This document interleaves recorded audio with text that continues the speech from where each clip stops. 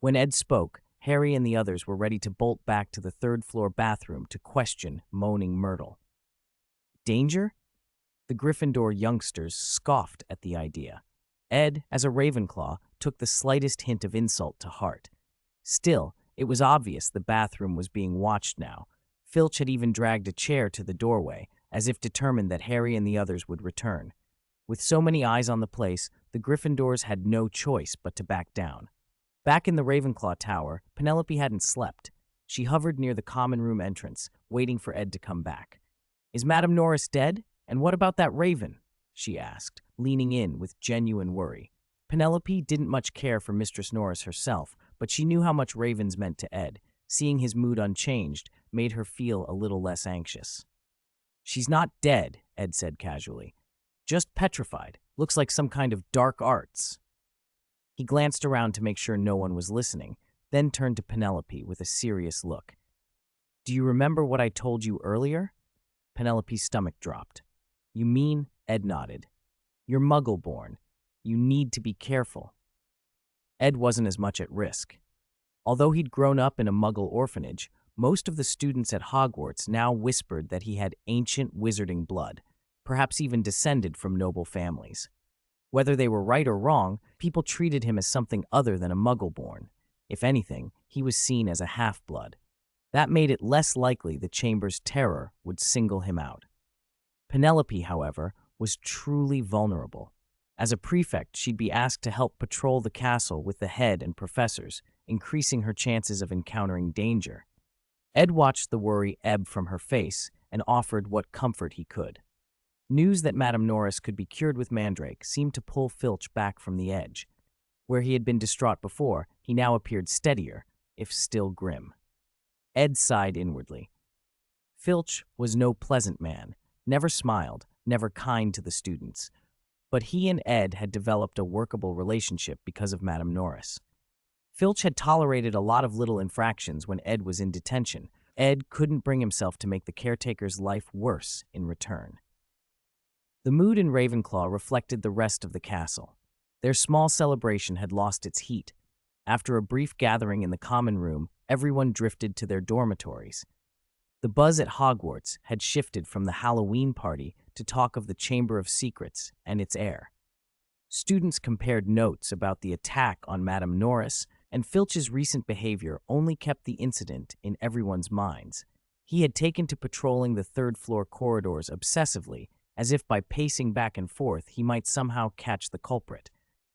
There was talk, too, about what a basilisk would actually need.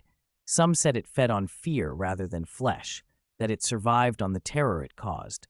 Whether that was true or not, one thing was clear. A creature like a basilisk wouldn't be expected to starve to death after centuries in the chamber. Theories spread like wildfire. Facts were harder to come by.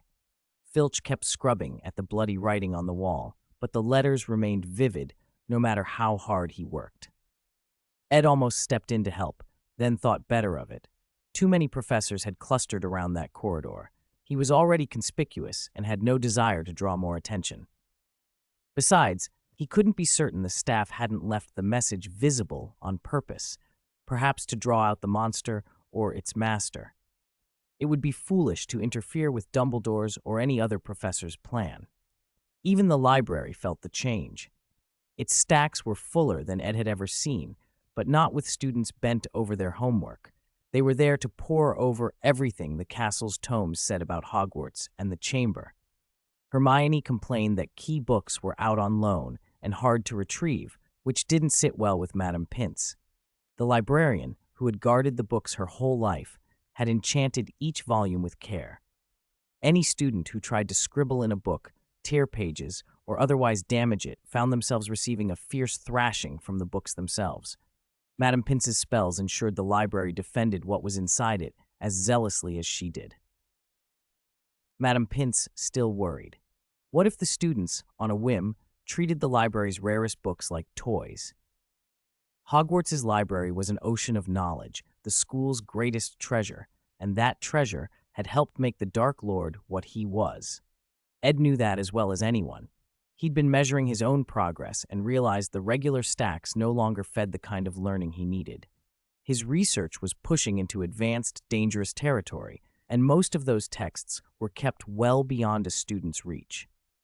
Professors wouldn't sign them out for him, not for the kind of spells he wanted to study. With the books he had managed to borrow tucked under his arm, Ed left the library. He hadn't joined the rest of the school in speculating about the Chamber of Secrets. He'd been preparing for it since the term began. He'd already found a great deal about basilisks and a handful of suggested countermeasures, but none of them satisfied him. The creature was too dangerous. It could be controlled or communicated with through parseltongue, but that didn't make it any less lethal, on the contrary. The basilisk's own nature made its lethal power hard to contain. Even other dark wizards would be at risk approaching it. Ed couldn't think of a reliable way to break the basilisk's deathly gaze. Blinding it with a spell was theoretically possible, but how do you land a blinding curse on something that could kill you in an instant? Other approaches ran into the same obstacle. You had to be close enough to target it, and close meant exposure. Unless you could somehow see it with your eyes closed. The idea was ridiculous, and the practicalities grim. If he fought with his eyes shut, the chance of being bitten would skyrocket. He flexed his fingers and tested his own endurance in his mind.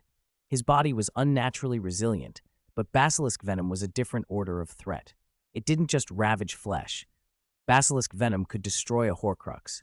It could corrupt more than the body. It could damage the soul itself. Ed thought of Fiendfire, a curse so terrible because it burned the soul. Fiendfire could, if used long enough and hot enough, destroy even the ghosts of Hogwarts. No matter how resistant, continual burning by that curse could dissipate a spirit entirely. That sort of power explained why the school had been thrown into such a panic, and why stories about the founders had suddenly reopened and tangled into rumor. The Chamber of Secrets brought out every conjecture about Salazar Slytherin and his legacy. Some students, half joking and half convinced, were already calling Harry Potter the heir of Slytherin. One boy claimed he'd seen Potter get up in the dead of night and enter the chamber and was willing to eat all his transfiguration homework on the wager. Everyone wanted to know what lay in the chamber now and who had opened it. Ed had tried to probe Ginny, gently, several times, but he'd gotten nothing. The more he asked, the more Ginny avoided him. He picked at the worry like a loose thread. Tom Riddle was subtle. He would notice when things were amiss.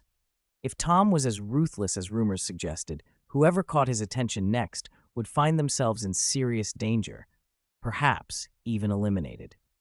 The school had tightened up. Prefects now patrolled with professors at night, meant to reassure younger students and to catch trouble before it started. Logically, older students should be able to look after themselves better than a cat like Madame Norris, who, having no protection at all, had been a tempting victim. But logic only went so far against an instant killer like a basilisk. In a sudden encounter, whether you knew what you were looking at or not, there would be no time to react. Even a person as careful as Dumbledore might stumble into a trap by accident. Ed's mind drifted to Penelope, the Ravenclaw prefect. She was Muggle-born and often patrolled alone. The combination made her a likely target in his mind. A lone patroller, no wizarding family protections, and the kind of bright, trusting demeanor that might not foresee danger. He'd warned her more than once, but warnings could only do so much. He imagined her cheerful smile and felt a hollow ache. If anything happened to her, he knew he'd be shaken. No matter how little women affected his wand-drawing speed, he could not pretend he wouldn't be upset. For a moment, his thoughts flashed back to Diagon Alley, to a simpler, greedier impulse. He could have avoided some of this trouble if he'd taken that notebook from Ginny's cauldron and been done with it. He rubbed his temple and let out a long breath. The books under his arm felt heavier now, not because of their weight, but because of what they represented. Knowledge that could save or destroy, and a school full of people who might need saving. He walked on through the castle corridors, circling ideas and dangers in his head, calculating possibilities, and holding his breath for the moment when theory would have to meet something far more lethal than any textbook. The castle was still buzzing with rumors. Increasingly, students were pointing fingers at Harry Potter. After all, on Halloween, when the trio were the first to find that Madame Norris had been attacked, Hermione was Muggle-born and could hardly be Slytherin's heir. She'd been ruled out at once. Ron came from a pure-blood family, but the Weasleys were the very picture of Gryffindor, so suspicion fell on him only weakly. Harry, however, was also a pure-blood and fit the opening conditions for Slytherin's heir. Worse, he was different. He had defeated the Dark Lord as a child. Nobody knew how that had happened, and some whispered that perhaps only a greater dark wizard could have done it, reasoning that only dark arts could beat dark arts, and only a stronger Dark Lord could defeat a weaker one. Pointing to Dumbledore's defeat of Grindelwald, the logic seemed, to many, convincing. Aid had noticed the change. Not only the other houses, but even some of his own Gryffindor housemates had begun to avoid Harry, muttering "Dark Wizard" and "Slytherin's heir" under their breath. It had started to wear on Harry, and it troubled Aid too. But that wasn't the worst of it. What had begun as a casual joke by Hermione had boomeranged straight back onto Aid. He'd never suspected that his own idle gossip would land him in the crosshairs. He wasn't being accused of being Slytherin's heir. Instead, people had followed the trail from the Chamber of Secrets to the hidden treasures left by the four founders, then on to Ravenclaw's lost diadem, and somehow that led to him, to Aid, being called the heir of Ravenclaw. A handful of Ravenclaw students swore Aid had the diadem of Ravenclaw, that it explained his sudden intelligence and his top marks as a first year. They said he vanished for hours to study in secret with the diadem on, slipping off to the room of spirit and time, or locking himself in his dormitory to work. The truth was less dramatic. Aid often slipped away alone to play games in the dormitory or to practice on the terrace, but the tale was out. If only he could have proven he wasn't studying under the diadem's influence. He knew where the diadem was, and he knew better than anyone what would happen if he put it on. The thought of a noseless monster sprouting from the back of his head and turning him into a Quirrell 2.0 was enough to keep him from ever touching it. But he couldn't tell people that. To make matters worse, word had gotten around that the Grey Lady, Ravenclaw's ghost, had been sitting on the terrace listening to him play the lute. For the gossip-mongers, that was proof. Aid, they said, must be Ravenclaw's heir. The Grey Lady must have entrusted her treasure to him. Every time he tried to find the Grey Lady to set the record straight, she was nowhere to be found. Ravenclaw's own ghost had become an expert at avoiding him. It felt like deliberate scheming, and it left Aid more irritated than he had been in a long time. Filch wasn't helping. He'd taken to loitering on the third-floor corridor, ready to pounce. Any noise, any group of students lingering too long, and Filch handed out detentions with merciless glee. His attitude toward Harry and his friends was particularly sour. He'd nearly caught them for simply standing near the bathroom and was moments from giving them detention. "Damn it," Ron muttered. "I'm going to catch whoever opened the Chamber of Secrets. And it'd be nice if the culprit took Filch with him when he's caught. And Snape, I wouldn't mind seeing him hauled off either." Ron's outburst made him notice Ginny beside him.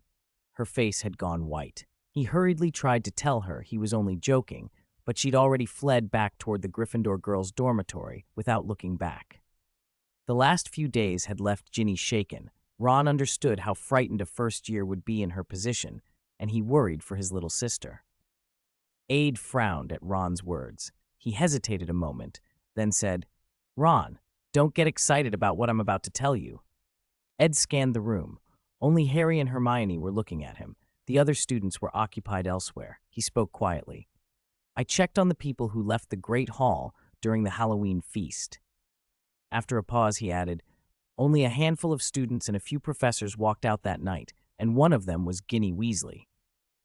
"Impossible," Ron blurted before Ed could finish. "She's only a first year, Ed. You must be joking," Ron went on at once. "Besides, Ginny's a Gryffindor, not Slytherin." Ed didn't argue. He raised a hand to hush him. "Ron, keep your voice down. Do you want everyone else to overhear? I'm not stating it as fact, only a hypothesis. Anyone who left the hall that night could be involved, and actually, my thinking runs the opposite way from yours. If Ginny, a Gryffindor, did open the Chamber of Secrets, she'd be the most dangerous candidate." "What do you mean by that?" Ron asked, mouth open. He forced himself to calm down. Ron had learned to control himself a lot since his first year. Both he and Hermione were staring at Ed, bewildered. Ed nodded toward them. Think back to last year. None of you guessed that Professor Quirrell was hosting Lord Voldemort, did you? The name made Ron and Hermione flinch. Ed used the Dark Lord as a kind of lever and kept going. Lately, I've been studying the events from 50 years ago. He let that sink in. I found something interesting. The timing of the Chamber of Secrets incidents lines up very well with the period when Voldemort was at Hogwarts.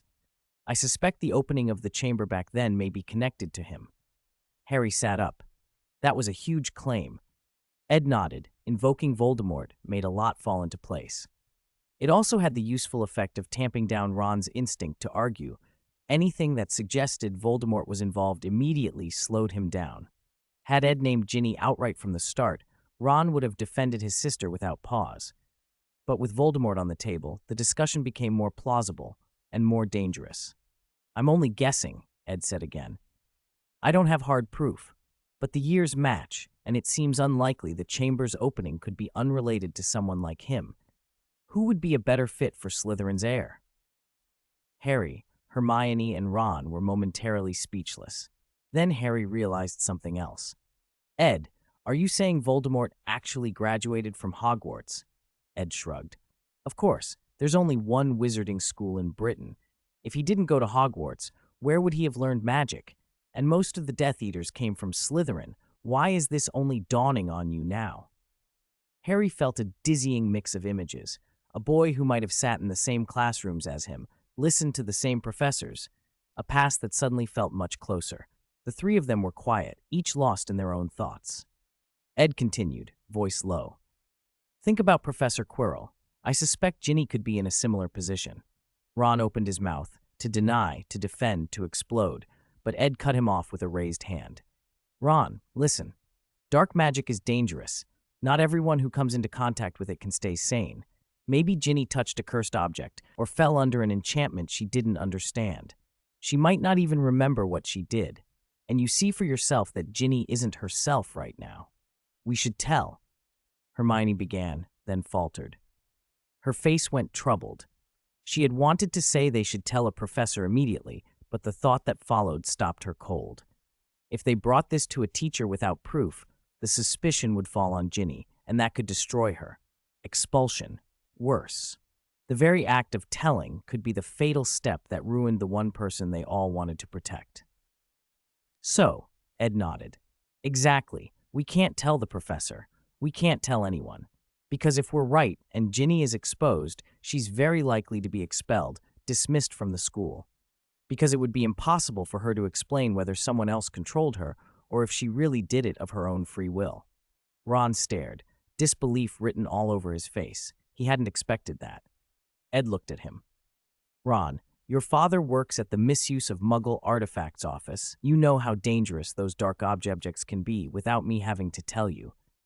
If what I suspect is true, that something controlled Ginny's mind and forced her to do things she didn't want, then at the very least it proves one thing. Whatever's controlling her is extremely, extremely dangerous. You've said Ginny hasn't been herself lately. That actually helps. It means she still has some hold on her own thoughts. It shows that if this thing exists, its influence hasn't reached a completely overwhelming level yet. But if we wait too long and one of these dark objects causes irreversible harm to her, it'll be too late. Ron went quiet. Harry and Hermione both felt slightly dizzy from the force of Ed's words. As Ginny's brother, Ron was hit hardest. But, no buts, Ed cut him off. I want this to be wrong, of course I do, he said. If I'm wrong, then we're all relieved and everything goes back to normal. But if I'm right, Ron, do you want your sister expelled or worse, gone from your life forever? Ron went pale. Ed, you don't have any proof. No, I don't. Ed's face was flat, which is why I'm talking to you. He paused. I need you to help me understand Ginny. Talk to her roommates, her friends. Has she done anything odd lately? Are there strange things around her, things that disappear at certain times? Has she been talking to herself or acting off? Hermione exchanged a look with Harry and then nodded. Ed's suggestion was as much for her as for Ron, It would be easier for Hermione to make discreet inquiries. And be careful not to let Ginny know, he added. If she realizes someone is watching, it'll be much harder to find anything out. He hesitated. I asked Ginny some questions already. I'm afraid I might have aroused her suspicion. Wait, Ron snapped. You went and asked Ginny those questions? Ed raised an eyebrow and met Ron's agitated stare without flinching. She's only a first year, Ed. You'll frighten her. Ron gestured helplessly. No wonder she ran when she saw you. You should be gentler. Don't be so blunt and crude. You'll scare her. Scare her? Ed frowned. Do you know what you're saying? Do you think this is a game? Harry and Hermione fell silent, unsure how to bridge the tension. Ed could understand Ron's protectiveness. He'd defend Ginny fiercely himself if anyone bullied her. If someone harmed her, Ed would be more than willing to repay them twice over. Ron's anger, given the circumstances, was mild compared to what Ed might have expected. But he couldn't afford patience now. Everything that had been unfolding this year at Hogwarts felt increasingly out of control. The Chamber of Secrets and the Basilisk had kept him keyed up from the start of the term, and he was close to snapping. That he'd held on this long only meant how strained the situation truly was. Ed, don't be like this. Hermione reached out and touched his arm. We're all friends. Ron's only worried about Ginny. He didn't mean it like that. Harry tried to calm Ron as well. None of them liked seeing Ed so serious and severe. Ed was usually the one smiling. They'd never seen him like this before. I'm not joking. Ed pushed Hermione's hand away, gently but firmly. Maybe I haven't made the danger clear enough. He looked at them both, his voice steady and grave.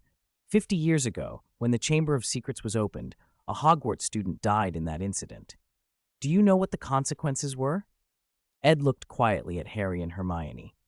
That's right. 50 years ago, Hogwarts almost closed because of this. I don't know exactly how they fixed it, but it wasn't simple. Things can happen once or twice, but not 3 times, if it's proven that the Chamber of Secrets has been opened again. He paused, fixing Harry with a very serious look. Then Hogwarts will be in danger of being closed again. Do you know what that means? Hermione still hadn't reacted. Ed turned to Ron. Ron, you might think I'm overreacting. You might not understand why I'm so anxious. He forced the words out slowly. Ron, you're a wizard. Even if Hogwarts closes, it won't destroy your prospects. You can go back to the Burrow. Mr. and Mrs. Weasley will still teach you magic if they have to. Your brothers will help you finish your training. But what about me, Harry, and Hermione? Ron's mouth opened slightly. He was stunned. Ed didn't wait for an answer. Are you going to make Harry go back to the Dursleys and sleep under the stairs? Are you going to send Hermione back to her Muggle parents to be a dentist?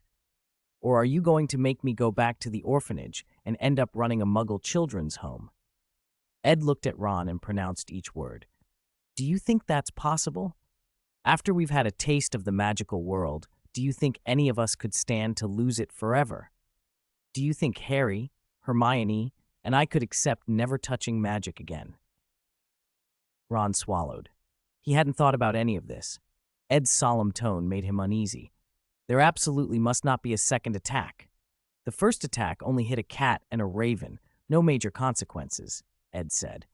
But if a second attack happens and a student is put in danger, I don't know what will become of Hogwarts. And I won't allow that to happen. He looked straight at Ron. You understand, Ron? This isn't just about you or Ginny. You have a safety net, a family. I don't. The reason I'm talking to you now and not taking this straight to Professor Dumbledore is because I still consider you a friend. If it were anyone else, I'd have told Dumbledore already. Do you understand? Ron nodded, small and uncertain. He was only a second year, after all. Even having lived through last year's events didn't make him immune to being intimidated. He felt his thoughts freeze under Ed's steady stare. So, Ed went on, no matter who it is, even if he's Lord Voldemort's heir or some descendant of the Slytherins, if someone intends to open the Chamber of Secrets, they stand against me. I will not let them. I keep my word. I don't expect you to do much, Ron, but I do expect you not to make this harder for me. If you do, don't expect me to still call you my friend. Ed waved his hand, turned, and left without looking back. Harry and Hermione sat frozen for a moment, the words hanging in the air. When they finally recovered, They rubbed their heads, confused. Before, when they'd mentioned that the chamber might have something to do with Ron's sister, they could not fully understand why Ron had reacted so strongly. Now it made sense. If Hogwarts were to close, they would all lose magic. Harry would be sent back to the Dursleys, forced to live in the cupboard under the stairs and never learn magic again. Just the idea sent a cold shiver through Harry. He could finally see why Ed was so desperate. He, too, would refuse to accept a future without magic. "So that's it," Harry said finally. "This is what Ed's been afraid of." Ron sat at the table, dazed, torn between his sister and his friends. What should he do? He opened his mouth and closed it again, at a loss. Harry drew a breath and steadied himself. "Ron, Ed's right. Whether or not this involves Ginny, if there's even a possibility that the chamber's been opened again, we can't tell the professors. We have to handle it ourselves." Hearing that, Ron seemed to come back to himself. He nodded vigorously. No matter what happened, this couldn't go to the professors. Dumbledore and McGonagall might try to be fair, but with Snape involved, there was no telling. Snape would probably push to expel Ginny and pin everything on her to solve the problem quickly. The Weasleys had only one little sister. They couldn't let anything happen to her. How would he explain it to Mrs. Weasley if something did? They were brothers. At school, they should be able to protect her. Harry hesitated, his thoughts suddenly sharpening into focus. He looked at Hermione. "Hermione, I'm counting on you. Like Ed said, first find out whether Ginny's been acting strangely. If it's a false alarm, all the better. And didn't Ed say a few other students left the Halloween feast early? I'll go find Ed, and we'll check them out. Maybe it isn't Ginny, maybe it's someone else." Even as he spoke, a new urgency gnawed at him. What if there was a second attack and Hogwarts had to close? Hermione's face hardened. "There was an attack when the chamber was opened 50 years ago. I'll dig up everything about how they finally resolved it. I have to know. The chamber's been opened and a Hogwarts student is dead. This won't be solved easily. There's more behind it. We have to find out what," she said. "Ron, why don't you stay here and start looking around?" Harry suggested. Ron just nodded, bewildered. Harry and Hermione exchanged a worried look, but said nothing more. Ron seemed temporarily stunned. They could only hope he'd recover. Once he calmed down and thought it through, he'd see that what Ed had said might be true. They split up. Harry ran for the Ravenclaw common room to find Ed and get the list of suspects. Hermione went back to the Gryffindor common room to ask Ginny's friends discreetly about her recent behavior. Ed was a little surprised that Harry had come to him, but when Harry explained, he nodded. He knew the others on the list were probably unlikely, but deduction required process. Let Harry investigate. "Hermione, Ron wanted me to tell you he's sorry about the argument earlier," Hermione whispered as Ed packed his books in the library. Ed paused, looked up and said, "Ron didn't do anything wrong, Hermione. I never blamed him." Hermione was close to tears. They had always been good friends. She didn't understand how things had gone so suddenly sour. After that argument, Ron hadn't spoken another word to Ed, and Ed had no intention of backing down. Now, by mutual, awkward agreement, each of them set about their own tasks.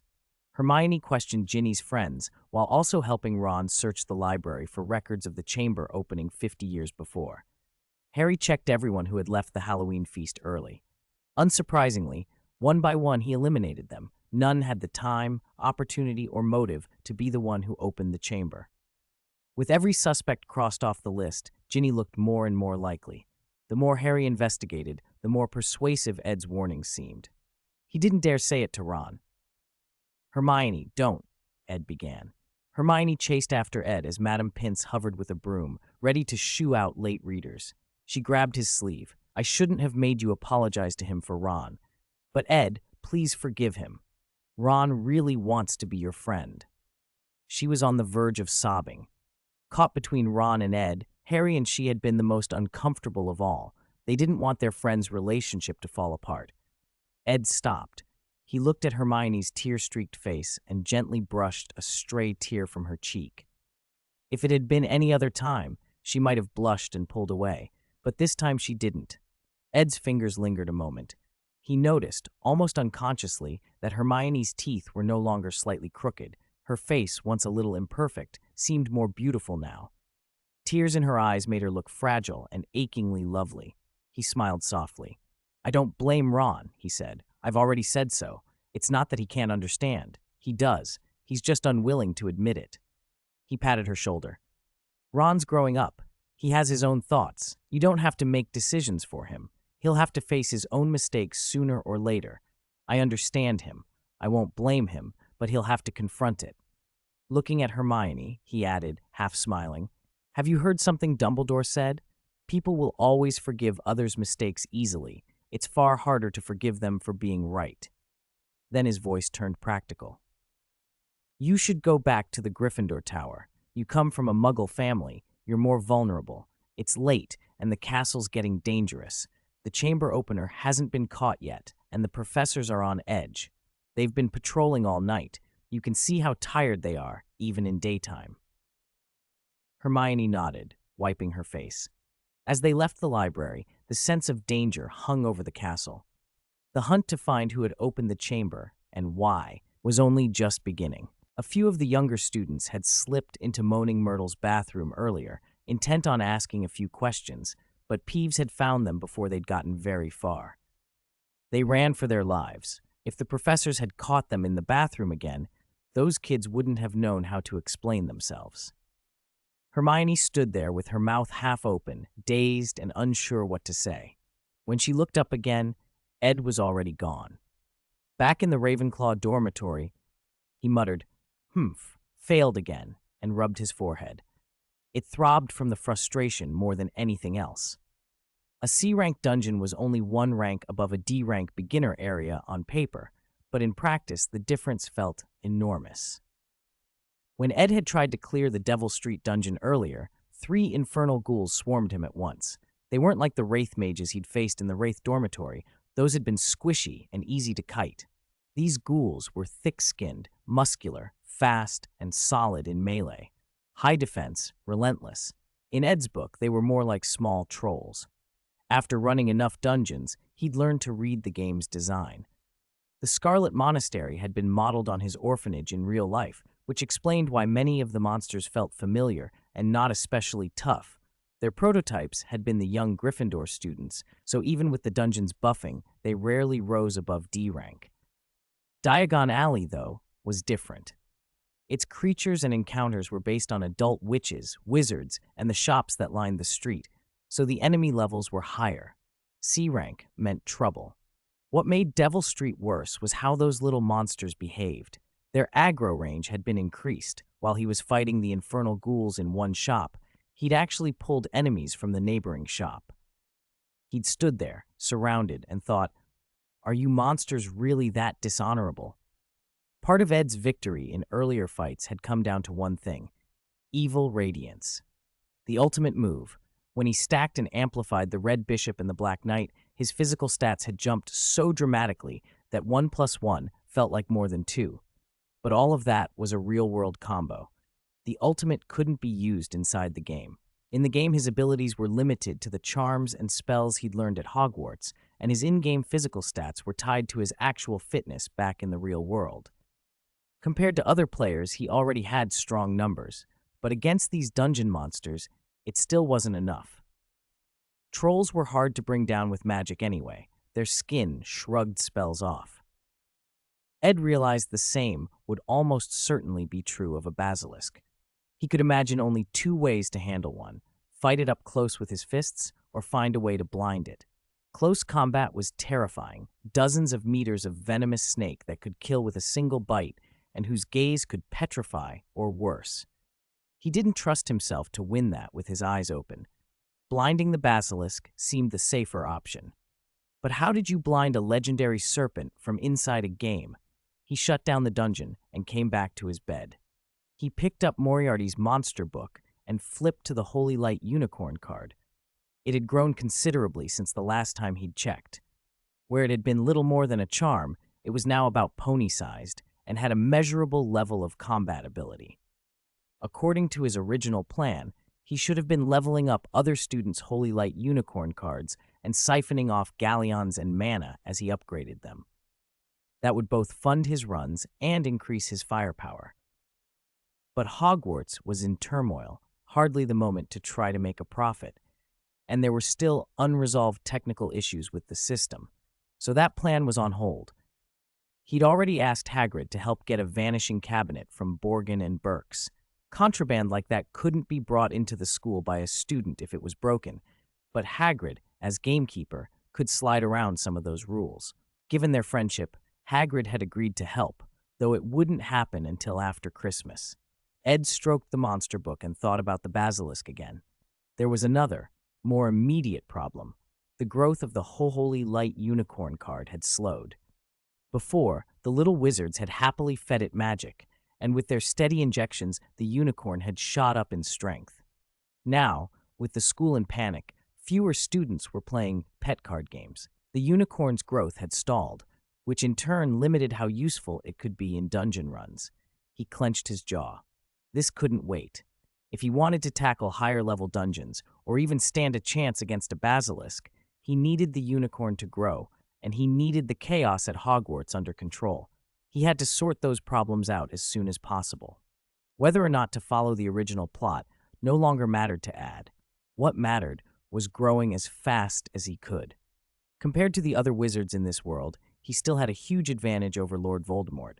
No matter how powerful Voldemort seemed, he was still a native. "I'm a player with cheats," he thought. "You're NPCs. If you have any sense, you'll be grateful. If not, well, I'll scatter your ashes."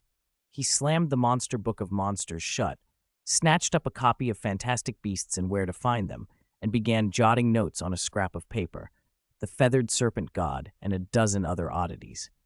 He flipped through several editions of Fantastic Beasts and Legends and Oddities of the Magical World, cross-checking names and descriptions until dawn.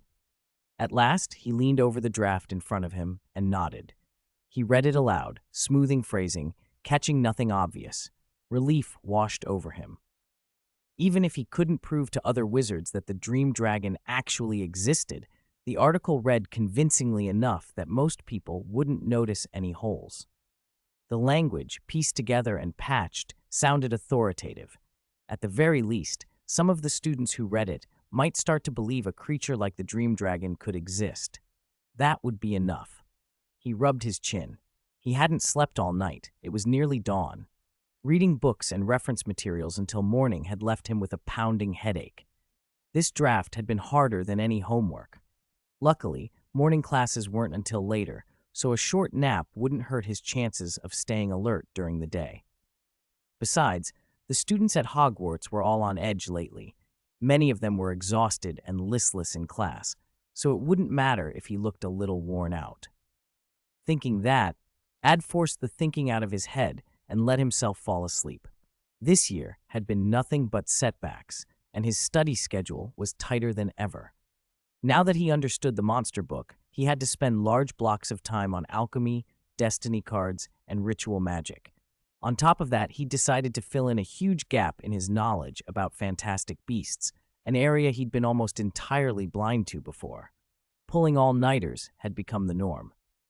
Hermione had been right. He was secretly working himself to exhaustion, pushing harder than anyone suspected.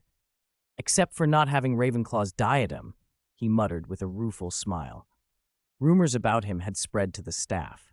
Even Professor Flitwick had asked, quietly, whether Ad had really acquired Ravenclaw's diadem. Flitwick had been tactful, insisting they wouldn't force him to return it, encouraging him to use it without fear, and suggesting that if he ever did want to give it back, the house would compensate him rather than simply take it. Ad could only stare. His explanations had been wasted. They simply didn't believe him.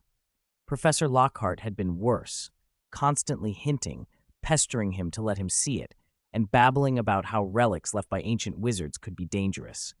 Ad saw straight through Lockhart's intentions. Even if he wanted to show it, he couldn't produce it.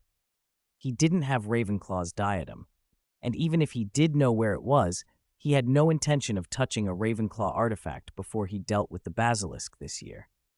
Without a direct way to destroy a Horcrux, casually accepting one, especially one meant to be worn on the head, was courting death. That said, the lull in attacks had calmed most of the students.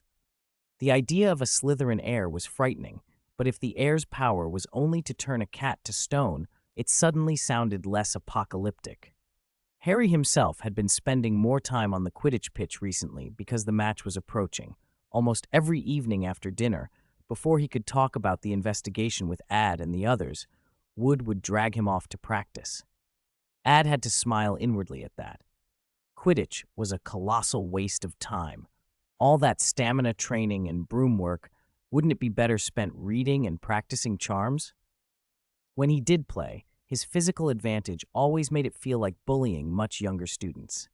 Still, the Gryffindor training had been relentless this year. Slytherin's financial edge, 7 Nimbus 2001s, shiny and new, had rattled them. Gryffindor's own brooms were hopelessly out of date.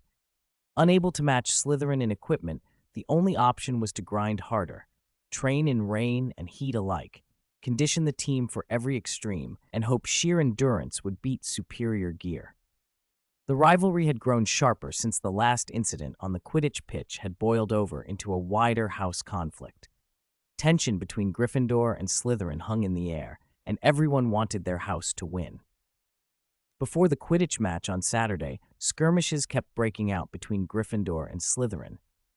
If the professors hadn't stepped in, things might have turned ugly. By comparison, Ravenclaw and Hufflepuff were getting along. The two houses even held a friendly match before the official game. Whether to warm up or to scout the other team's new lineup was anyone's guess. "Hey, wait," Ed called, grabbing the sleeve of a first-year Ravenclaw as she hurried by. The girl, obviously surprised to be stopped by a senior well-known in Ravenclaw, blushed and lowered her eyes. "Ed? Senior Ed? Is something wrong? Do you know where Miss Luna Lovegood is?" The girl faltered, clearly not expecting him to be looking for Loony Luna. I saw Miss Luna near the astronomy tower a little while ago." Realizing how she'd sounded, she hurried to correct herself, awkwardly smoothing her robes. Ed only nodded and headed for the astronomy tower. Sure enough, Luna was standing alone on the terrace at the top, gazing up at the sky as if searching for something. "Luna," Ed called, waving. It took her a moment to come back from whatever she'd been thinking. She turned, calm and bright-eyed. "Hello, Ed? Is something the matter?" Ed climbed over the low stone balustrade and joined her on the terrace. "You said your father edits the Quibbler, and he collects submissions, right?" "Yes," Luna inclined her head. "Why? Do you want me to show you my report on finding crumple-horned Snorkax?" No. Ed waved a hand, clearly not interested in Snorkax. "It's just, I read a few issues of the Quibbler and got really interested. I was wondering if I could submit something, but I'm not sure if they'd accept it. Could you take a look for me?" Luna cocked her head, studying him to make sure he wasn't joking or trying to be sly. She had certainly seen stranger things at school, and Ed didn't seem like the sort to make fun of her. He pulled a thick stack of papers from his bag and handed them to her. The title printed on the first page made her face light up. "Illusion and Reality, on the Possibility of the Dream Dragon's Existence." Luna's eyes shone. Most people dismissed dream dragons, just as most dismissed crumple-horned Snorkax and blibbering humdingers, creatures Luna had always been certain existed. Seeing the title, she looked at Ed with something like recognition, as if she'd found a kindred spirit. Ed felt a shiver run through him. He cleared his throat. "Please, don't say anything yet. Could you just read it?" Luna lowered her head and read carefully. The paper was surprisingly professional. Not quite the usual whimsical quibbler tone, but solid in its research and reasoning. It would fit the paper's content, even if it read more like an academic essay. Luna turned the pages with a growing smile. Ed had thought this through. He'd tried other routes. Professional newspapers required credentials and endorsements. A student's name alone wouldn't carry weight. He'd even considered asking Professor Sylvanus Kettleburn, the school's magical creatures specialist, but knew that old hands who'd spent their lives with creatures wouldn't be easily convinced by speculative writing packed with theories. The Daily Prophet was an option, but the paper's mainstream readership probably wouldn't be receptive, and even if they were, getting a young wizard's piece printed would likely mean a tiny, paid spot. Still, Ed had sunk a painful 100 galleons into a small but decent ad on a Daily Prophet supplement just to get a few more eyes on his ideas. The Quibbler, though niche and read by fewer people, had a readership more likely to entertain unusual possibilities. That felt right to him. If anyone would take an idea like Dream Dragons seriously, it would be the Quibbler's readers. As Luna continued to read, Ed watched her face for any sign of approval. Luna nodded, took the manuscript, and said she would send it to her father. She added that Ed's article was excellent, good enough to headline the Quibbler, maybe even make the cover. That was an enormous boost for a first submission. Ed knew it was more kindness than objectivity. Even a small paper wouldn't normally give that much space to a newcomer. He thanked her, aware Luna must be pulling strings. Luna didn't seem to mind. While she talked, she was trimming and painting her nails in bright, mismatched colors, and she eagerly dragged him into another topic, her own manuscript, How to Find Crumple-Horned Snorkax. After the favor she'd just done him, Ed felt obliged to read it, even though he would have preferred to be anywhere else. To his surprise, it wasn't bad. Having spent years studying magical creatures and reading related papers, he still spotted a few substantial corrections to make and a handful of errors. That was to be expected. Luna was a first-year witch, after all, and even a Ravenclaw can only know so much. He pointed out the major issues and quietly let the minor flaws slide. Luna was delighted.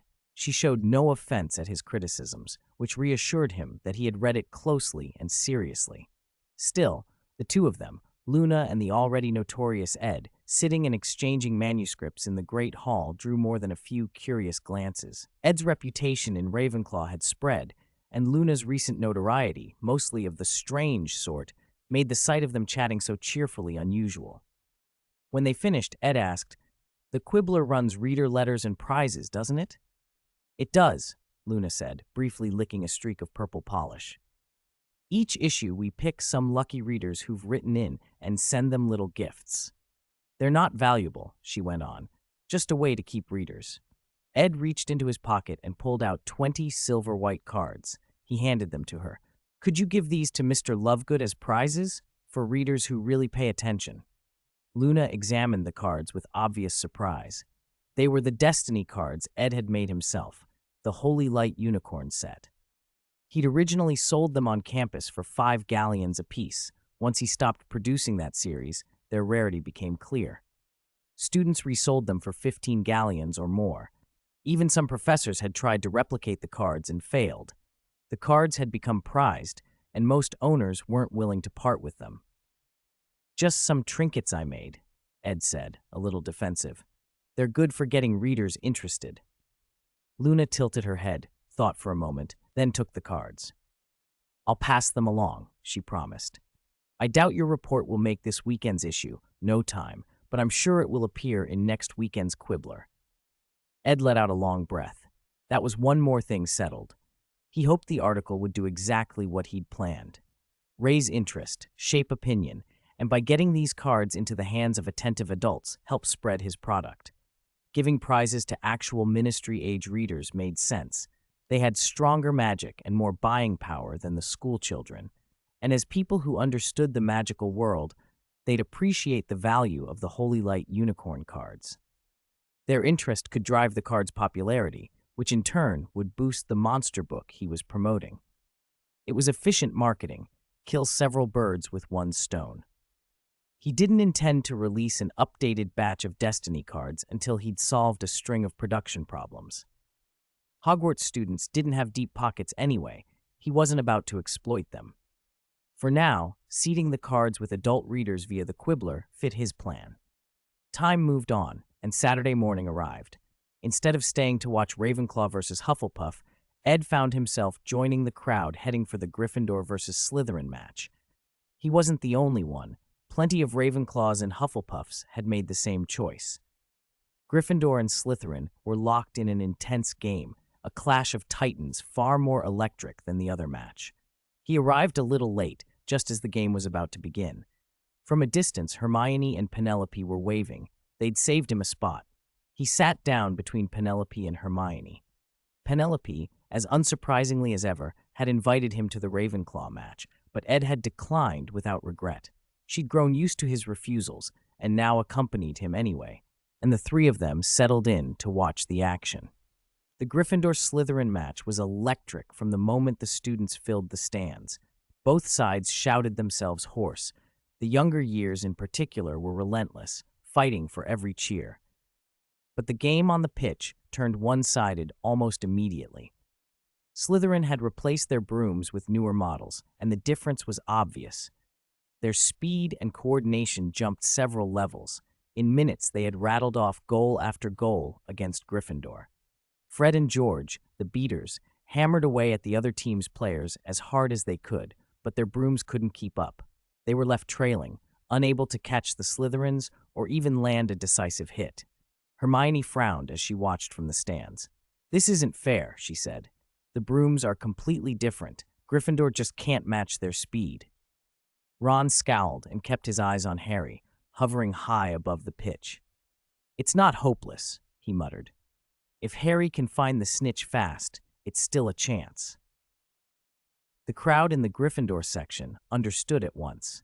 The early excitement drained away, replaced by the booming cheers from the Slytherins. Slytherin had always been ready to win by whatever tricks worked, and their new equipment plus their knack for underhanded plays had made them look unstoppable. A few of the Slytherin students were already celebrating as if the match were decided. Then the weather changed. A light drizzle began to fall, typical English weather, and it favored Gryffindor. Wood's relentless rain training had paid off. Gryffindor played calmly as the drizzle slicked the pitch. Slytherin, less practiced in these conditions, began to slow and lose its edge. The Gryffindor section took heart and began to cheer again, but Hermione's face grew tense as she watched Harry. He was being driven into frantic, evasive maneuvers, climbing and diving as if something were following him.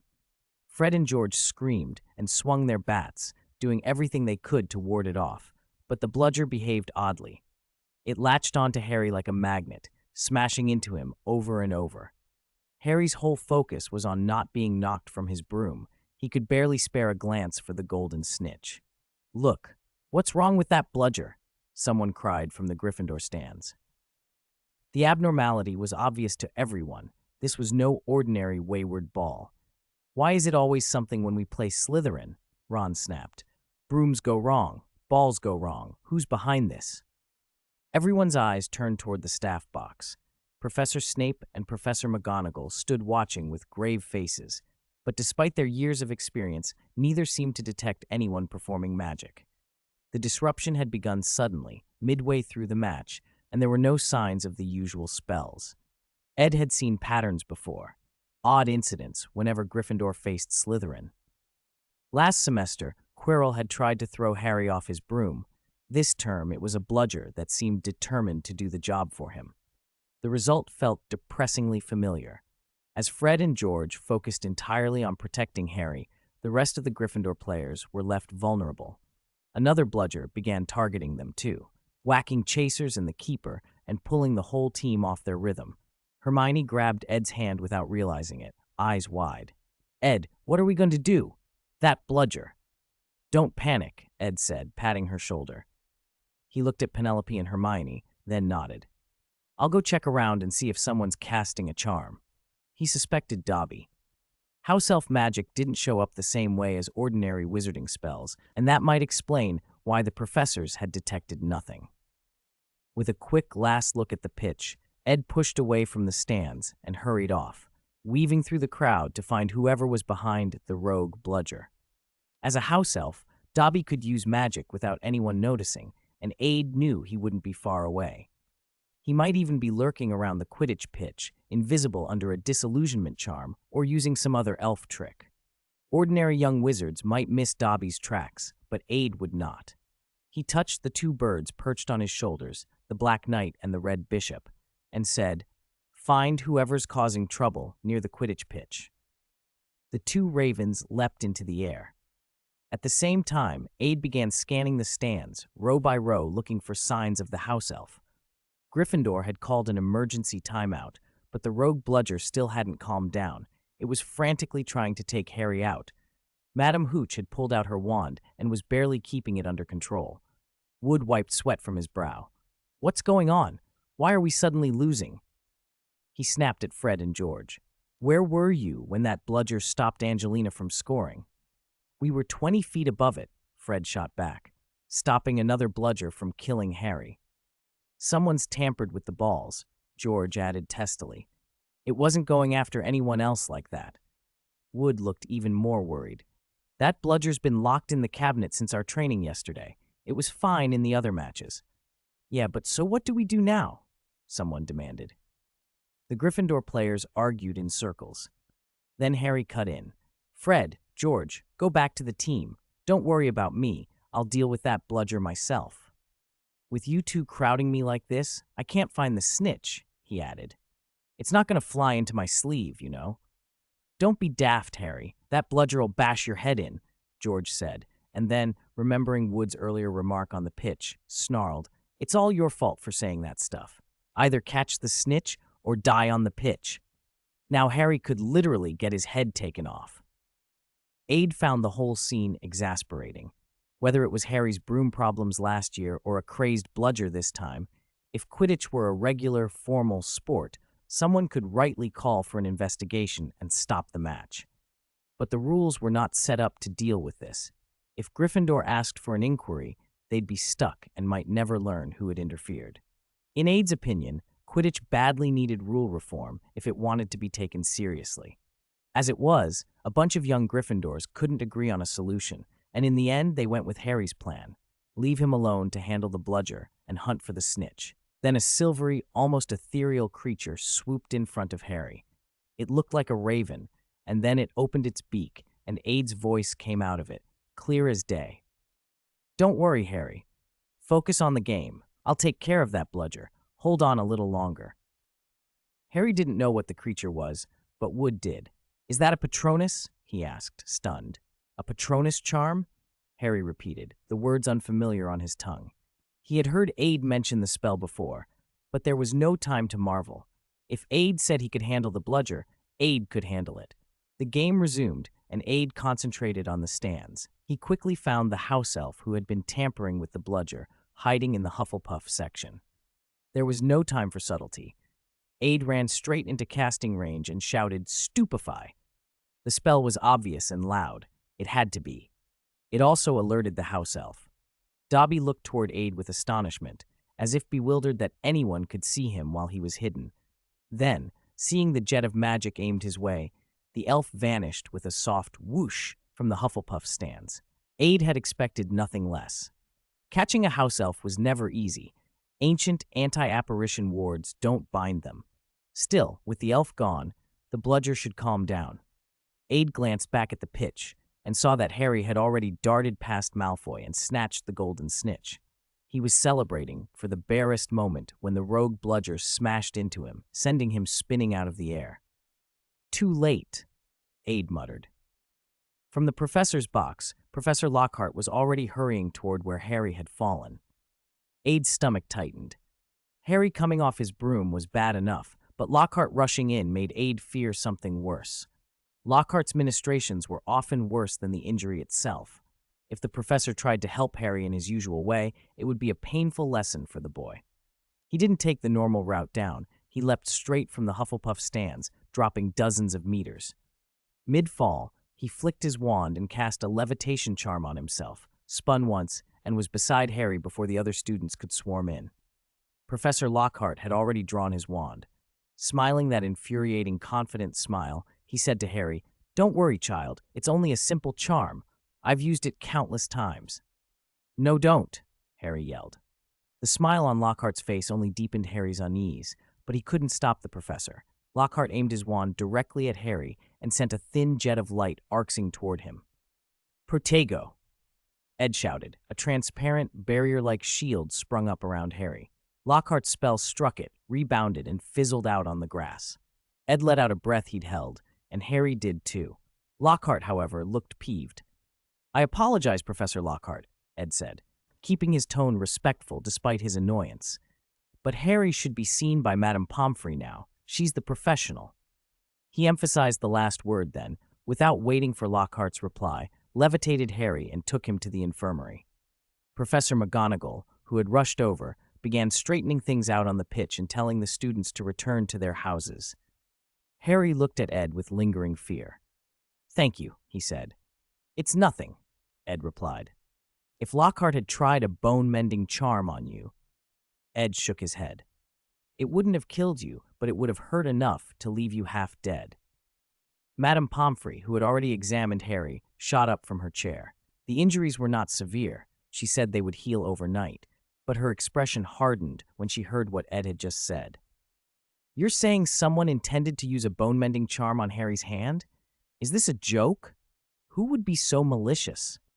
She snapped. Ed explained calmly. Professor Lockhart. He's not a good healer, but he does love to show off. Madame Pomfrey cursed under her breath. What Ed heard sounded like, how does Dumbledore manage things? The defense against the dark arts teachers get worse every year. Not one of them is reliable. Ron and the others bristled at the news. Hermione fidgeted, awkward and quiet. Ron jabbed. Hermione, you're not still trying to defend Lockhart, are you? Hermione stammered. He might have made a mistake. If Ed hadn't stopped him, Harry would have been badly hurt, Ron snapped. Madame Pomfrey gave Harry a potion, murmured a few healing charms, and warned him not to exert himself tonight. Rest, she ordered. 1 night in bed, and you'll be fine. Then she bustled them all out of the infirmary. Outside, they began to argue about who had set the bludger loose. Ed shrugged. It should be a house elf. I'm thinking of the Dobby you mentioned, Harry. House elves can apparate in and out of Hogwarts. Whoever did it probably made off. As he spoke, he drew his wand and pointed. In a blink, a house elf appeared before them, eyes large and watery, cheeks streaked with tears. Harry recognized him instantly. Dobby. The elf looked pitiable, every tear tracking down his ugly face. Mr. Dobby, what are you doing here? Was that bludger really your doing? Harry asked. Dobby clutched his head and babbled in pained bursts. Dobby must save Harry Potter. Harry Potter must not go back to school. Why did Potter not listen to Dobby's warning? Dobby put magic on the wall to stop Potter. Why did Potter not go home? Why return to this dangerous place? Wait, Dobby, you did the wall too? Harry said, eyes widening. At that, Dobby slammed his head against a nearby table in frantic self-punishment. The students recoiled. Ed, unperturbed, explained quietly, house elves punish themselves like that when they disobey their masters. He studied Dobby with curiosity. Dobby might be the strangest house elf Ed had ever seen. Finally, Ed crouched to Dobby's level and spoke more gently. Dobby, you shouldn't have come here. You weren't allowed to appear in front of Hogwarts students unless your master permitted it. Even if your master didn't forbid it, he certainly didn't give permission. Dobby whimpered, but Ed went on. And you can't stop Potter from coming back. Even if he hadn't caught the train, a professor would have apparated to collect him. You couldn't have kept him away. Dobby froze for a moment, then began bashing his forehead against the table even harder. Bad Dobby. Dobby is a bad Dobby, a useless Dobby who couldn't even protect Mr. Potter.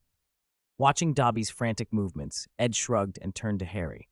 Try ordering him to stop hurting himself, he said. Harry hesitated. Can I? I'm not his master. Who knows, Ed replied. He seems to respect you. He might listen. Half believing, half doubtful, Harry said, Dobby, I order you not to hurt yourself. Dobby immediately stopped hitting his head on the table. It actually worked. Harry stared, stunned.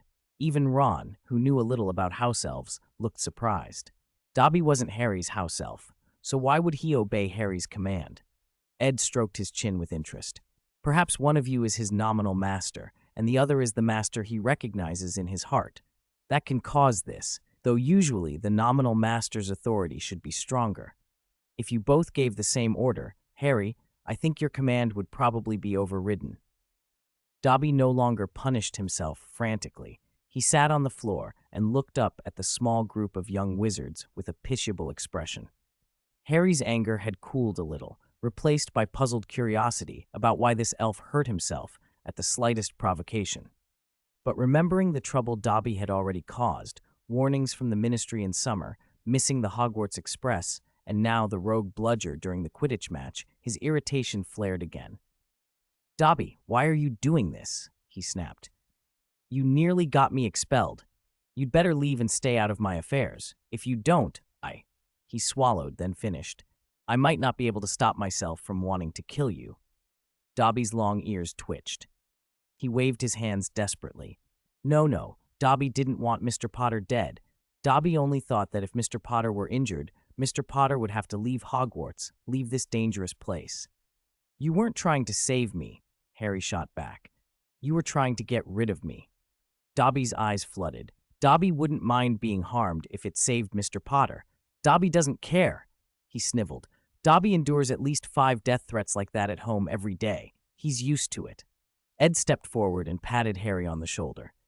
Don't be too hard on him, he said. That's how house elves are. Truthfully, this one is more interesting than most. Interesting? Harry asked, frowning. Yes, Ed smiled. Most house elves never disobey a master's orders, even if they're punished for it afterward, but this one will risk punishment to disobey commands he can't follow in his heart. Harry's anger softened a little more. He looked down at Dobby's tattered garments and frowned. What are you wearing? He asked. It wasn't much of an outfit, more like a dirty pillowcase with 2 big holes cut for arms, draped awkwardly over him. Because it shows Dobby is a house elf slave, Dobby said. Ron and Harry didn't react much, but Hermione went rigid. A slave? You mean you're enslaved? Yes, Dobby replied. All house elves are the wizard's slaves. Dobby only becomes free if his master gives him clothes. Masters are careful. Dobby can't even get a scrap of sock. As soon as a master gives clothes, Dobby becomes free and can leave forever. Dobby's voice trembled with sudden urgency. So Mr. Harry Potter, no matter what, Dobby must make sure Mr. Potter leaves this dangerous place. Why would you do that? Harry asked, quieter now. He realized his initial fury had been too hot. Dobby had certainly behaved recklessly, but it hadn't been out of malice. He felt something like pity. Dobby choked back a sob. Because Mr. Potter, Dobby knows what Mr. Potter means to Dobby and to lowly little people like Dobby. Tears streamed down Dobby's face. Dobby will never forget who defeated the Dark Lord whose name must not be spoken. When the Dark Lord ruled, what terrible lives did lowly house elves like Dobby endure? Wizards treated us like vermin, killing us as easily as you crush an ant. If it hadn't been for Mr. Potter, Dobby might already be dead at his master's hand. As Dobby spoke, he began hitting his head against the table again. How dare Dobby speak ill of his master? Bad Dobby, bad Dobby! This time, Harry knew what to say without Ed prompting. Stop, Dobby! I forbid you to hurt yourself. Dobby froze and sucked in a breath. Thank you, Mr. Potter, he whimpered. Ed shook his head at the chaos. Hermione, standing beside him, looked as if a storm had passed over her face. Until now, she had seen only the glamour of the magical world. This was the first time she had watched that glamour peel away and expose something ugly and humiliating. In front of her, a house elf crouched and punished himself for a slip of speech. There was nothing hopeful about it. Yes, yes, that's right, beautiful lady, Dobby babbled on, eager to placate them, Harry Potter's most precious friend. He gulped, fighting to control his urges. They treat Dobby like this now, but since Harry Potter defeated the great dark wizard whose name cannot be spoken, conditions for creatures like Dobby have improved a great deal. This is a good start. Mr. Potter is like a lighthouse. For creatures who live forever in darkness and cannot save themselves, Mr. Harry Potter is the light. Harry squirmed under the intensity of the praise. Dobby's shining eyes made him uncomfortable. Ed sighed. All right, Dobby. Ed switched to the point. When you said Hogwarts was in danger, did you mean the Chamber of Secrets is going to be opened? At that, Dobby's face went white. Bad Dobby, bad Dobby. Dobby is very bad, but Dobby cannot speak. Dobby cannot say. Dobby must not reveal his master's secret. Harry shouted quickly, Dobby, I forbid you to hurt yourself. But Dobby was already trembling with the desire to punish himself. Ed raised an eyebrow. From Dobby's reaction, everyone could guess what was going on. Dobby, he said slowly, from now on you only need to answer I don't know or I cannot say, nothing else. Relief showed on Harry and the others' faces. For Dobby, that kind of answer would cause less pain. He took a few shuddering breaths. Did your master open the Chamber of Secrets? Ed pressed. I don't know. Dobby doesn't know. The house elf screamed like a wounded animal. Harry had to shout again to stop him. Ed cut in, steadying the questioning. Did your master order someone to open the chamber? I don't know. Dobby only heard of it by chance. Dobby only knows that Hogwarts is very dangerous. This time, Dobby had said too much. He vanished in a blur of apparition and then reappeared so suddenly that his forehead struck the classroom blackboard with a sickening crack. Stop, Dobby, I forbid you to hurt yourself, Harry shouted, but the prohibition barely held. Having spoken more than the rules permitted, Dobby's obedience began to falter. He battered his head against the wood again and again before finally collapsing, sobbing. Hermione's brow deepened. A sudden, furious light sparked in her eyes. Ed realized he could not push further and asked the only question that mattered next. Is it Malfoy? Is your master Malfoy? Ah, don't speak his name, master, Dobby shrieked, then disappeared from sight so quickly they thought he had apparated away for good. He did not come back. The classroom felt empty except for the echo of his pitiful cries and the memory of his head hitting the board. The young wizards exchanged looks. So Malfoy wants to kill me? Harry asked uncertainly. Unlikely, Hermione said, shaking her head as she thought it through. If Malfoy wanted you dead, he wouldn't send a deranged house elf. That would be the work of someone stupid or cruel without a plan. It makes more sense that Dobby overheard something and panicked. Exactly, Ed said. Dobby must have overheard Malfoy or someone like him saying the chamber would be open this year. He couldn't tell you directly because he was bound. He could only come and try to force you to leave Hogwarts by the only means he had. But why would he? Harry began, and Ron cut in. Harry, you don't understand house elves, Ron said flatly. That's just how they are. They're slaves. They can't disobey their masters, and they'd never tell their masters secrets. You saw it. Dobby only managed to tell you the tiniest bit, and he wanted to hurt himself for even that. Hermione looked as though she'd been slapped. I can't believe that in this age there is still a system like that. Even Muggles got rid of slavery centuries ago. But there was little sympathy for house elf rights at the moment. Everyone was already back on the pressing problem, the Chamber of Secrets and whatever Malfoy might have a part in. Well, at least we can be sure these things are mostly connected to Malfoy, or someone Malfoy's been in contact with. Ed's voice cut through the cluster of conversations. The other students turned toward him, surprised. Ed ignored their looks and kept going. There was that row over the summer between Mr. Weasley and Lucius Malfoy. Someone could have used that quarrel as cover to slip something to Ginny. That's just your baseless assumption, Ron snapped. He frowned. Hermione had already questioned Ginny and found no trace of dark magic, no strange, unknown items. Why do you always pick on Ginny? Ed couldn't be bothered to argue with Ron's fierce protectiveness. He propped his chin on his hand and laid out his thoughts, not from careful evidence, but by working back from the outcome, trying to make his theory sound plausible. I remember now. Lucius did put some books into Ginny's cauldron that summer. Hermione and Harry both had vague memories of that. I think he said something at the time. What was it? Hermione murmured. He said, "This is the best your father can give you." That's it, Harry supplied. Ron looked between them, bewildered. Were they the crazy ones, or was he? Even if the heir of the chamber hadn't been found, why keep suspecting his little sister? Everyone else has been cleared. Why Ginny? But Ginny was cleared too, Ron insisted. She's just a first year. She couldn't possibly do it. She hasn't been cleared, Ed cut in bluntly. We don't know what she did in those 5 minutes she was missing. Hermione had asked Ginny, and Ginny couldn't even remember leaving the banquet. If she isn't lying, I have reason to suspect she was controlled. She lost her own will, and whoever did it would have used an advanced confundus on her, wiped the memory of those minutes. You're just making things up, Ron burst out. Ed knew his chain of reasoning was thin. He was deducing processes from a result, filling gaps with conjecture. Still, conjecture was better than complacency. He didn't expect Ron to accept it. Ron glanced at the others. They looked uncertain, pulled between his loyalty and Ed's logic. He snorted. Humph, I don't believe Ginny did it.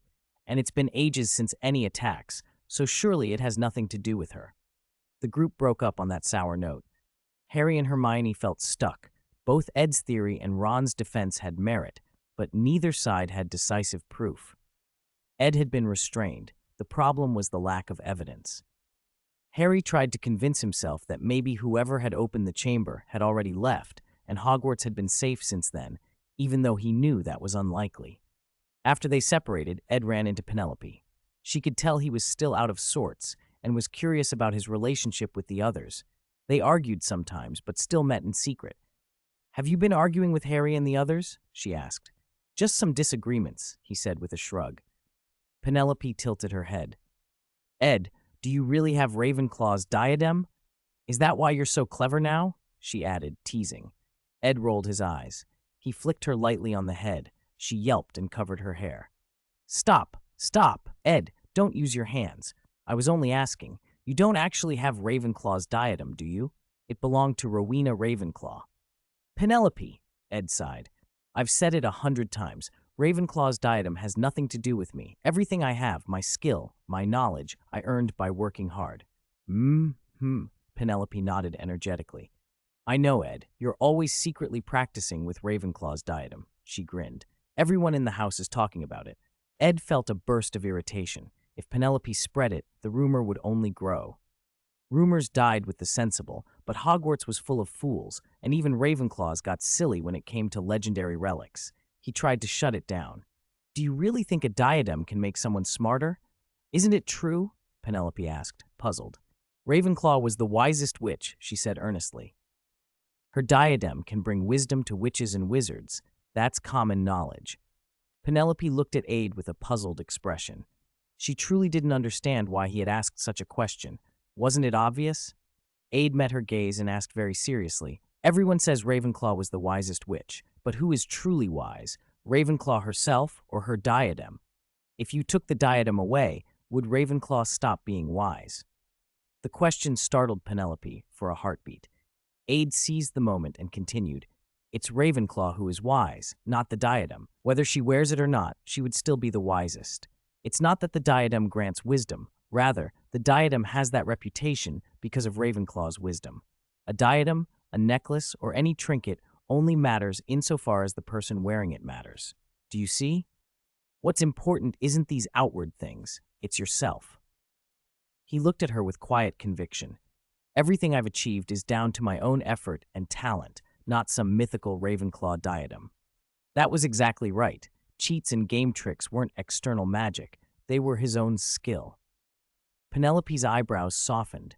She felt a surge of admiration. Being able to state that so plainly showed Aide was far above most other young wizards. She laughed lightly. All right, Aide.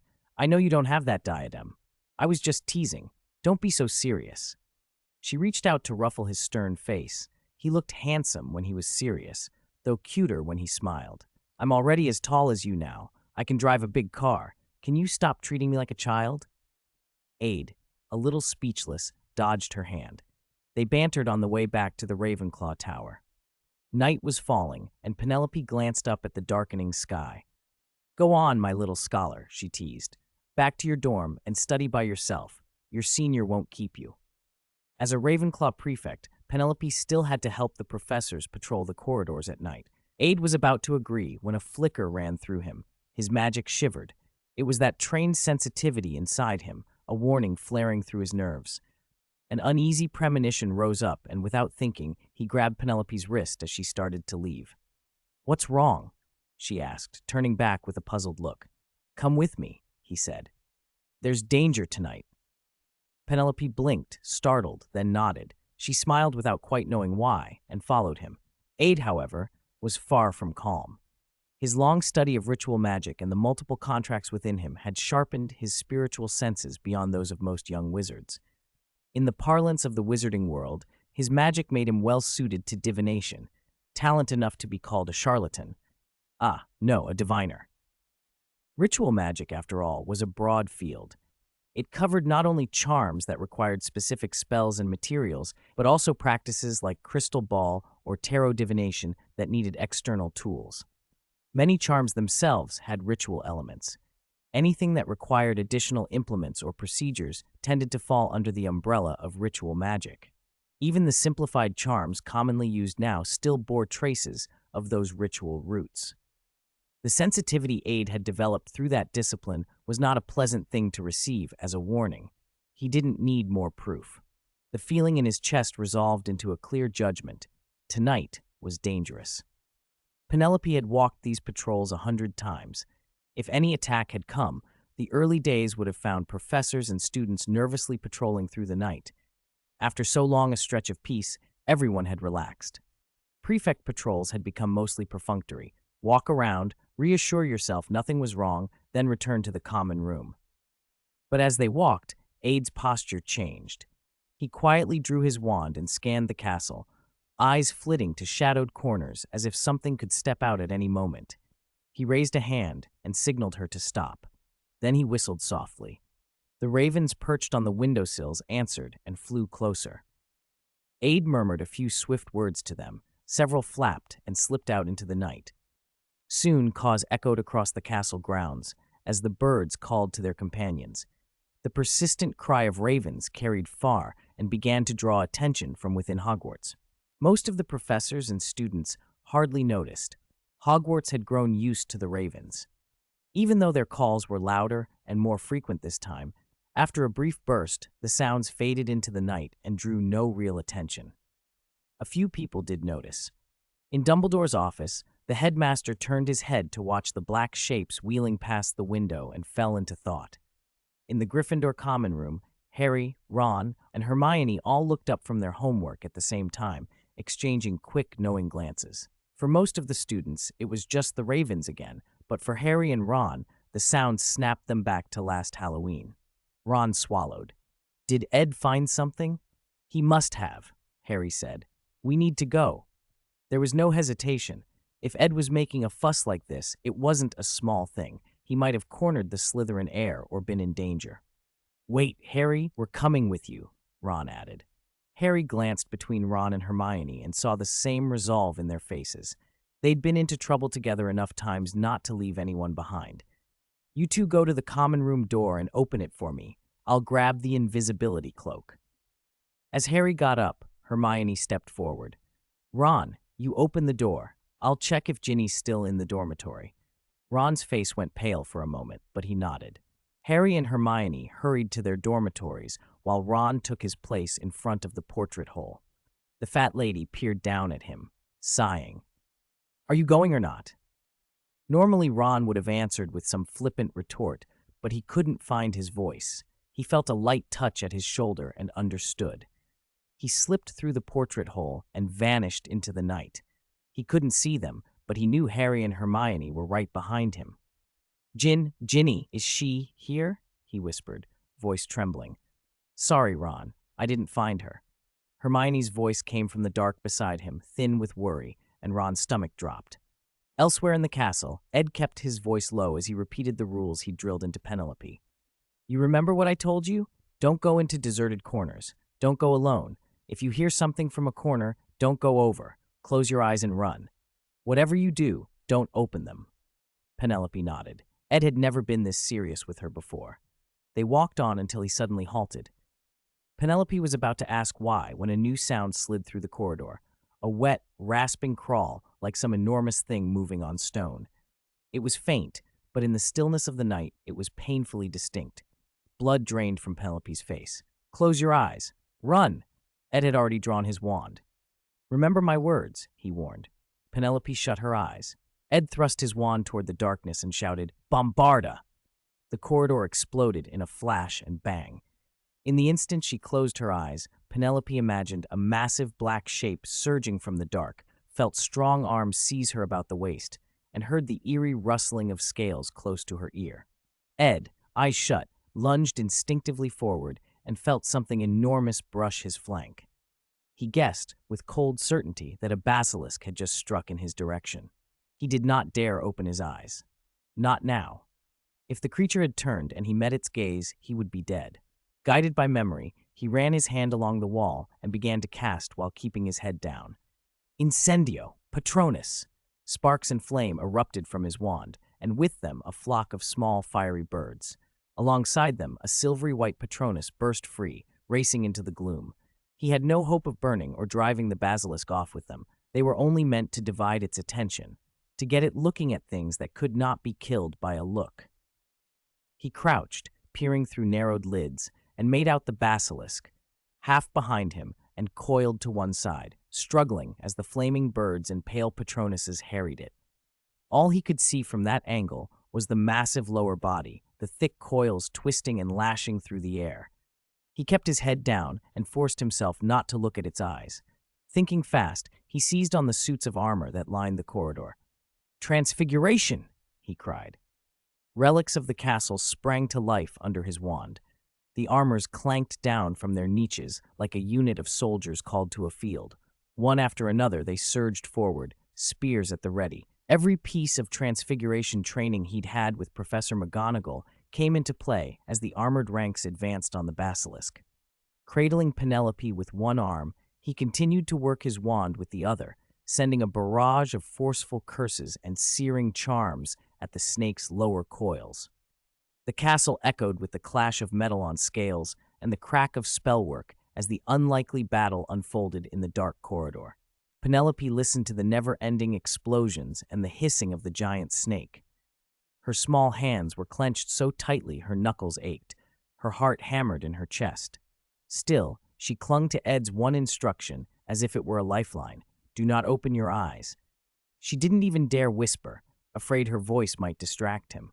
Oddly, instead of filling her with panic, keeping her eyes shut and feeling the steady thud of Ed's heartbeat near her ear calmed her, little by little. Ed barreled forward and kicked a crumbling pillar, using the momentum to slip past another lunging strike from the basilisk. After being harried by so many small opponents, the snake had finally learned to go for the leader. It stopped wasting time on the flurry of minor threats and targeted Ed directly. Without turning, he threw up obstacle curses, blasted with stupefy, and spat fire charms over his shoulder. From earlier encounters, he'd already learned the basilisk's scales were unusually impervious to magic. His fire charm had only scorched the outer hide, leaving a superficial scar but no real damage. This basilisk was worse than he'd hoped. Not an ordinary beast, but a monster bred and schooled by Salazar Slytherin, sleeping for centuries in the Chamber of Secrets. It was older, larger, and deadlier than the stories implied. Ed leapt backward again, narrowly avoiding the gaping maw that snapped shut where he'd just been. The basilisk bit at empty air and fixed its cold, unblinking gaze on the man who'd been so annoyingly nimble. It struck again, faster this time. Ravens cawed above them, but the snake barely registered them. Fiery creatures, armored figures from Transfiguration, all of them had failed to breach its defenses. A book suddenly flew from Ed's backpack and flipped itself open, pages turning urgent and precise. When it reached the entry on the Holy Light Unicorn, a blinding silver radiance pulsed from the page. A smaller than normal, silver-white unicorn burst into being with a crackle of summoned light and charged straight at the basilisk, lowering its horn and driving at the beast. The strike landed. The basilisk shrieked in pain as the unicorn's horn drove into its thick scales, tearing a bowl-sized wound in its flank. For an instant, the unicorn's horn was buried, and the snake bled. Then the basilisk lashed out with its tail, hurling the summoned creature through the air. The unicorn had not turned to stone. Unlike living things, it couldn't be petrified in the usual sense, but the basilisk's dreadful influence still affected it. As a being condensed from ritual magic, the unicorn's essence was drained by the snake's gaze. Its energy burned away far faster than normal. With a final pop, the radiant creature winked out, its summoned life exhausted. Ed watched helplessly.